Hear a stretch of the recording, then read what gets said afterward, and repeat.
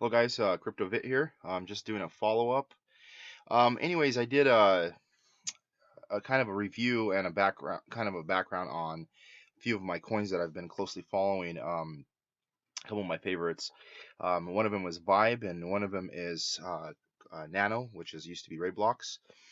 Unfortunately, there's just been some crazy things going on in the market. One of the issues that we had ran into is with Vibe. They had initially they were supposed to release a Super Bowl commercial with a little bit of product placement.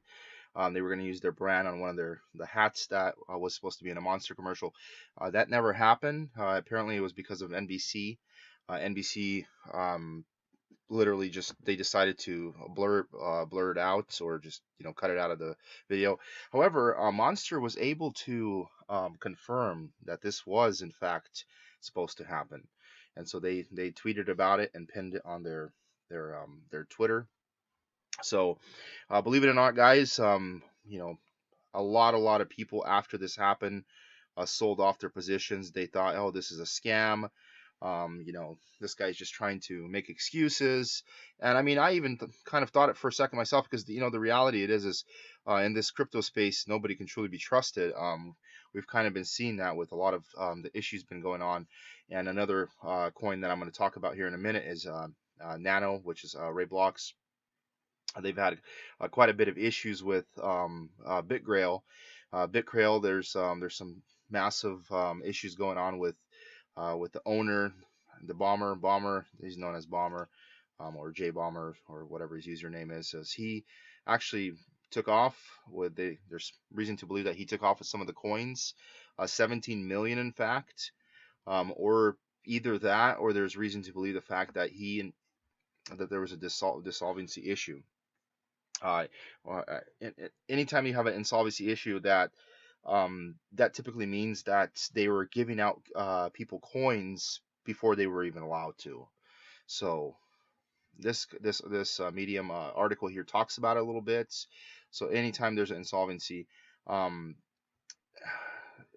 basically what happens is they're just giving away coins before they're even allowed to. We have sufficient reason to believe that Ferrano has been misleading the Nano core team and the community regarding the solvency of Bitgrail exchange for significant period of time.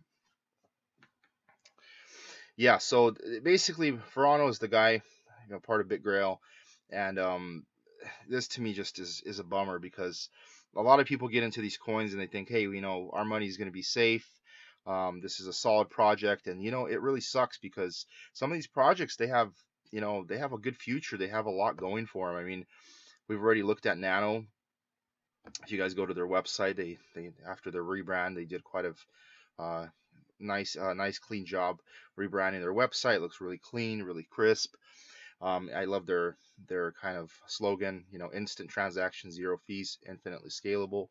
That represents kind of the core of what Nano is, Rayblox. I keep wanting to say Rayblox.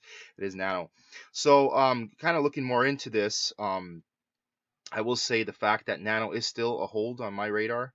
I know there's a lot of speculation, and they're saying that the prices are going to shoot down. Yeah, there's a possibility that they might temporarily shoot down, but I don't think this has anything to do with the core team of Nano. I think this is directly an issue with an exchange. And honestly, there has been more problems in the last several years, even since Mount Gox, with exchange issues more so than anybody else. Uh, Coins other than BitConnect, which is kind of a joke. I don't want to even get into that whole scam. Other than BitConnect, there hasn't really been a whole lot of issues with coins being a scam as much as just issues with exchanges robbing people of their coins. So I think realistically, at one point, we're gonna probably be down to maybe one or two exchanges. I think Binance, Coinbase is going to be one of the main exchanges, the really trusted ones, and they're going to get rid of all these exchanges. So I know there's exchanges popping up on the market practically just as fast as coins are.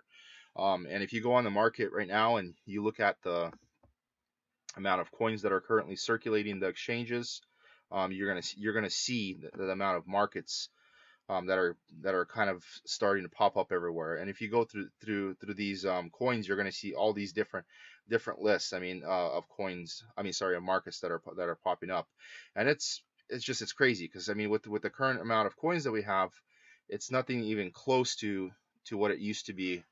Um, even a couple months ago. A couple months ago, we had just over 1,000, and now we're reaching. We just went over 1,500, and who's to know? And this number used to be 4,000, 5,000. I mean, it's literally almost doubled in the last couple months because market is a very lucrative business, just as much as opening up an ICO or a coin. So but, I kind of I wanted to look over the market as well while we're at it. um, Bitcoin has finally started to kind of move back towards its position. I mean, not as much as I would want it to, but it's kind of bounced off. We had a bounce on January 17th. It went from 400 and what is this 420 billion roughly. Let me see, 428, and it bounced up to 630. So that's maybe uh, 30% retraction there. And then it bounced back down. Now, do I believe that it's going to bounce back down? I don't have a reason to believe, because if you look at the volume's been actually dying off. Anytime you see a volume increase, a massive volume increase, that especially a selling volume increase, that tends to drive the price down quite significantly. Now we're not seeing that here. I don't personally think it's going to go anywhere. I think 6,000 was the bottom. A lot of people say there's supposed to be a third wave. I mean, if it happens, I mean, I'm still going to be holding. There's no point to be selling anyways. But I think this market's way different than a lot of people are speculating, like it was, say, in 2013 when we had a very similar trend. I don't think this is the same exact market. First of all, our volume is about 100x more. We have 100 times more exchanges. We have 100 times more coins than we did in 2013. So it's a different market. We're dealing with different investors, different users, different everything. So it's much more of an aggressive market than it was 4 years ago, 5 years ago. So I don't have any reason to believe that it's going to get any worse or go any lower. I don't think that this is gonna. I think this was the bottom. So I think everything's uphill from here. So if you look at somewhere, Vibe was unfortunately after that dip, and even after they clarified the news, fortunately they weren't really able to recover a whole lot. They lost a good portion of their investors. For the given time, I'm still have faith for them, of course. And I know if they continue to, prosper in their technology and release new products, they're going to become, a good coin in the future. I think this is more of a long hold. I don't expect to make any money if on shorting or anything like that. Also with Nano, I think with this bad publicity, they just have to get away from it all. In fact, if I was in their shoes, I would be very, very hesitant to sign on with any other exchanges. After this one, make sure you go through a pre-screening process, because they are a good coin. I could potentially see this coin hitting a big market, and a big exchange, even possibly like Coinbase and or hit BTC, or one of the bigger markets that we see. I think they have a lot of potential to hit some of these bigger markets. They just recently hit Binance. Unfortunately, they hit Binance at probably one of the worst dips in the market. So a lot of people pretty much unloaded. They maintained their price for a little while. They were actually up closer to the $20 range, but with a lot of this Bitgrail issues, and I'll say part of the reason was the owner of Bitgrail decided he wanted everybody to verify their basically identities, which he technically could have done, but he couldn't be holding their coins hostage like he did. And he told people that if you weren't a European citizen, you were a U.S. citizen, you basically had to close out your account, and he would give you Bitcoin back. I mean, I really didn't get into it a whole lot, as I wasn't, luckily enough, I wasn't one of the victims that were involved in that issue. I had a lot of friends. I have a lot of friends that are currently still dealing with that nonsense. I think honestly, I think a person like that should just they should lock him away and throw away the key. I mean, it's one thing he's making money off of such a lucrative business. It's another thing where he just blatantly goes and he starts stealing people's coins and with no with all disregard for, you know, for their for anything, any kind of concerns of his future users. And he's not the only one. He's not the only one. He's not the only one uh, that's screwed anybody over in the past. So basically, this whole situation is kind of a joke. I don't like to talk about it because unfortunately we see this kind of stuff happening more and more in this industry because it's a money industry. I mean, people are making lots and lots of money. A lot of money is exchanging hands, and people continue to be dishonest in this field, and they will continue to be dishonest in the future. So my only suggestion, I guess, if you guys take anything out of this, don't panic sell. Read your news. Do your own research type of mentality. Double check the sources. Um, don't panic on the dips and sell and cause yourself to lose money. But at the same time, the one of the main things you guys have to remember is never keep your coins on any exchange. Without, I don't care what the exceptions are. I don't even trust Binance. I don't say Binance. I'm not saying Binance is a bad exchange. I wouldn't keep my money even on Binance.